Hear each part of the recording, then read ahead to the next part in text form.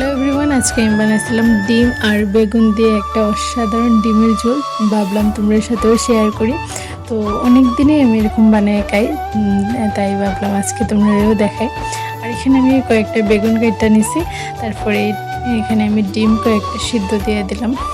এটি ভালো করে সিদ্ধ লেগে বয়ে দিয়ে আমি এদিকে বেগুনটিরে ভালো করে ধুয়ে লইতেছি। দেন এখানে ভালো করে ধুয়ে এটার মধ্যে হলুদ দিয়ে দিলাম, লবণ দিয়ে দিলাম, দিয়ে ভালো করে এটা মিক্সড করে নিতেছি। আর এখানে মরিচ রেডি করলাম।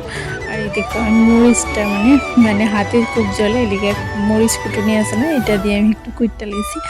আর মা গেছিলো গিয়ে খেতে, এদিকে মাও আসলো না। আর এদিকে আমি বেগুনটি লাল লাল করে বেছে নিতেছি। আর আমি একটু সবসময় একটু বেগুনটি একটু আছে না বেশি বাজু গইরা তরকারি রাঁধতে ভালো পাই।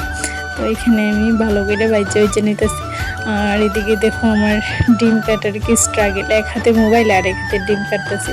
দেখো ভাই, যদি ভালো লাগে ভিডিও একটু লাইক কমেন্ট শেয়ার করে দিও, কারণ একটা ভিডিও করতে অনেকটাই কষ্ট হয়। যদি ভালো লাগে তো কইরো, না হইলে তো ঠিক আছে। আর ফলোও করে দিও।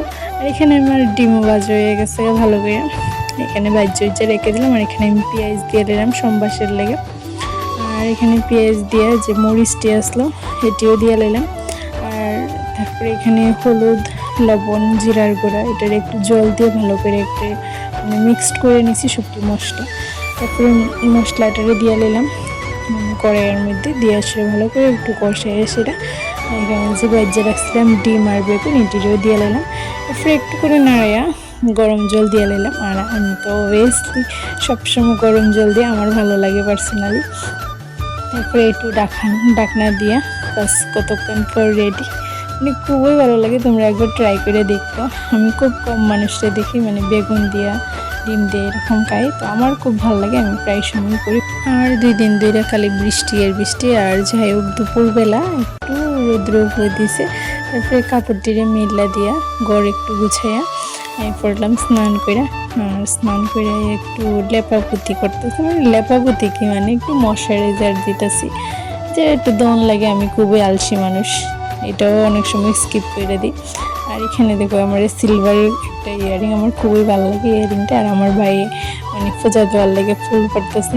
আমরা যে এই জায়গাটা দেখছি এখানে অনেক ধরনের জবা আছে, এখানে 5 জাতের জবা আছে। আর আজকে দেখো সাদা জবা, লাল জবা, হলুদ জবা, খয়েরি কালার জবা, গোলাপি জবা, অনেক ধরনের জবা আছে।